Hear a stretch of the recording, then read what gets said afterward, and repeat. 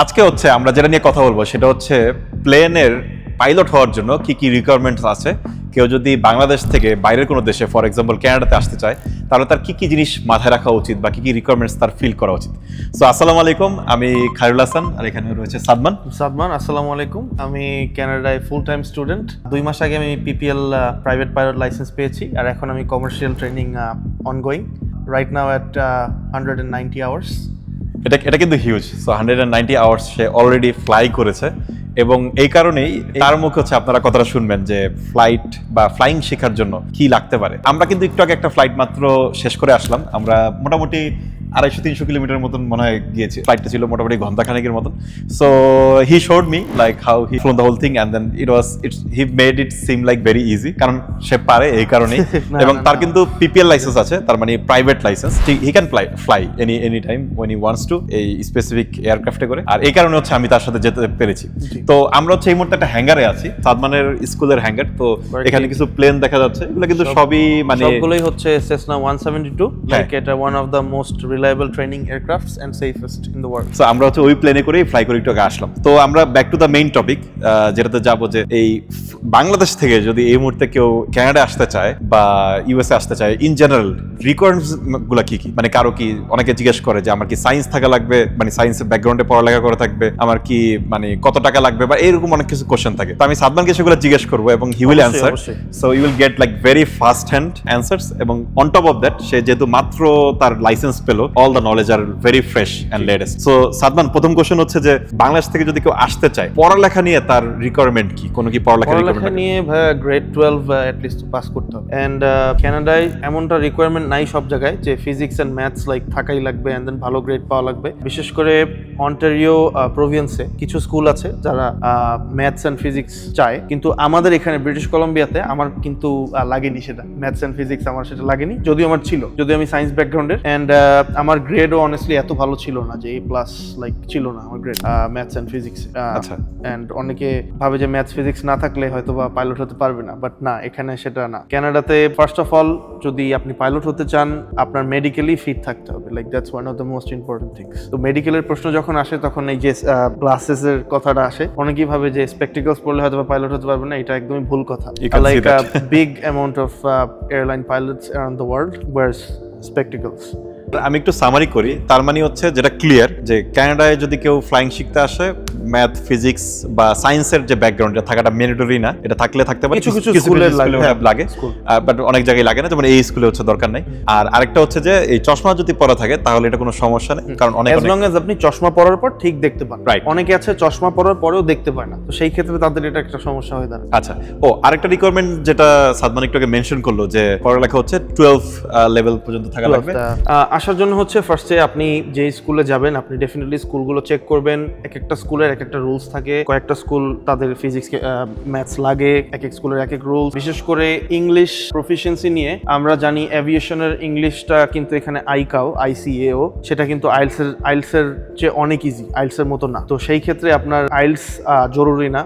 আমাদের British কলম্বিয়াতে local যতগুলো school আছে, আমি আমার এক্সপিরিয়েন্স থেকে বলছি, আইএলটিএস জরুরি না। আপনি স্কুলের সাথে কন্ট্যাক্ট করবেন, আপনি স্কুল থেকে just as like university or college you'll receive offer letter or letter of acceptance, and সেটা দিয়ে আপনি ভিসা প্রসেসিং স্টার্ট করতে পারবেন। And school decide করবে they will take you or not. One of the main important thing in aviation in Canada, if you wanna pursue like flight training, is like the financial support, right? You have to have a good budget because flying here is comparatively expensive than any other place, especially in United States and Canada, which are like together. এখন অনেকে question করতে পারে PPL এর flight training এর cost কেমন হতে পারে। তো সেটা এখন with the current cost and everything and fuel cost, instructor cost, with everything like around $20,000, $15,000 to $20,000. আচ্ছা, $20,000, তার মানে হচ্ছে $20,000 you have to multiply by 85 ইশ।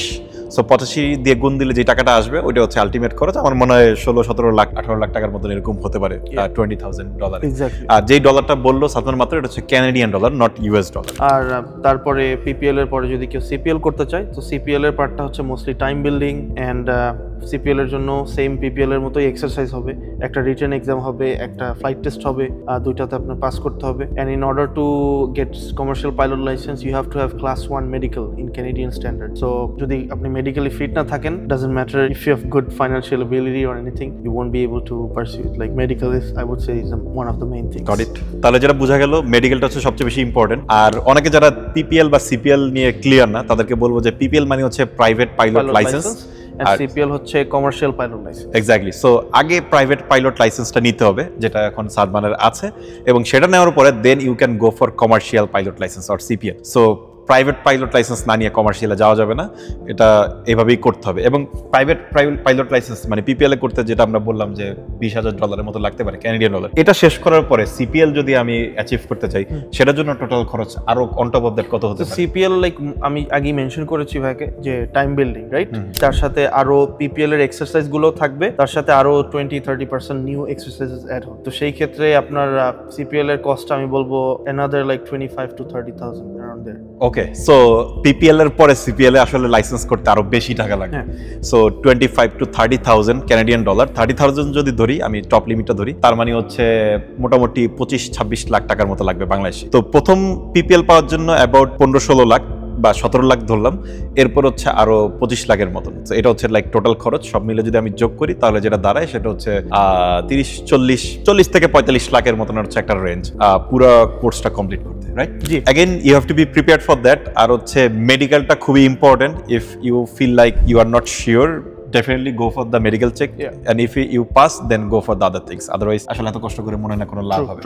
আর মেডিকেলের জন্য अगेन চশমা কোনো ইম্পর্টেন্ট কিছু না, if you see properly with the glasses then it's totally fine। আর হচ্ছে আরেকটা যেটা সবার মধ্যে কোশ্চেন থাকে যে বিগ সায়েন্স ব্যাকগ্রাউন্ড, এটাও ইম্পর্টেন্ট না, so you can just come to be a pilot you don't really need a degree, but a degree is an asset. Yeah, like definitely. in the modern world everybody has a diploma or degree, so if you do have one it's an add-on, it's good, but if you don't have, it's not like they're not gonna give you a job or you're not gonna go in a airline as a first officer or captain. Yeah. Okay, sounds good. Is there anything that you want to add at the end? I would add, like, if for every people who dreams about becoming a pilot, like, you can definitely do it. I know about the cost that some people you dream of it, but you can't honestly afford to stay in Canada and pursue it with this much money. So like I have many friends here who takes loan from Bangladesh, or who comes from Bangladesh, they take loan from the bank. I have friends from India here, China, and then other surrounding countries, like they take loans. I would not say good or bad about this idea, so it's up to you, but there's definitely other countries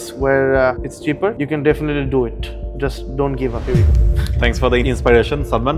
so আমি সাদমানকে thank you জানাই আজকে সময় দেওয়ার জন্য এই টপিকে। এবং এটা আমি অনেকের কাছ থেকে ফেস করেছি যে সবাই একই টাইপের কোশ্চেন করে, এবং আমার কাছে ডেফিনেটলি সবসময় সব অ্যান্সার থাকে না, বাট যেহেতু ফার্স্ট হ্যান্ড ইনফরমেশন আমরা পেলাম সাদমানের কাছ থেকে আজকে, so I think it's very really helpful. So যদি কারো কোনো কোশ্চেন থাকে কমেন্ট করবেন, এবং Of course, we'll try to help, Always right? to help, yeah. Yeah, and he's very helpful, and he's a very nice amazing pilot as well. আমি আজকে যেহেতু তার সাথে ফ্লাই করলাম, দেখলাম যে it seemed pretty easy for him. So totally inspiration for me, inspiration for you all. So if you want to learn, if you have a dream, something like that, start early. That's what I can say. Although it's kind of late for me, but early শুরু করলে অনেক সুবিধা। You can focus, you can spend more time, you have more time to build your hours. So in aviation, building hours is like very important. মানে আমরা যেমন বলি না যে আমি 10 ঘন্টা গাড়ি চালিয়ে এখানে গেছি, সো কেউ যদি বলে আমি 10 ঘন্টা প্লেন চালিয়েছি, ফ্লাই করেছি, তো এভাবে 10 ঘন্টা বা যদিও ফ্লাইটগুলো নরমালি ছোট হয় আরো এইসব ফ্লাইটের, তো এভাবে করে if you can like accumulate a lot of flight hour by time, you can get like options, like more options, like for the bigger airlines and the bigger planes as well, right? True. So এটা হচ্ছে important. So keep that in mind, early start করলে better. আর আশাটা অত বেশি কঠিন কিছু না, যদি if you have that money available. আর যদি অ্যাভেলেবল নাও থাকে, at least say if you have like 50% of it, maybe you can look for some loans or something like that. But definitely you have to be interested and you have to be motivated. Keep yourself motivated, and you can always do it. Just don't give up. Yeah, Don't give up. You can do it. Yeah, all the best. And then signing out from Abbotsford in British Columbia. It's in Canada. So thank you so much for watching. Take care and have a good day or night wherever you are. Yeah. Bye. Bye.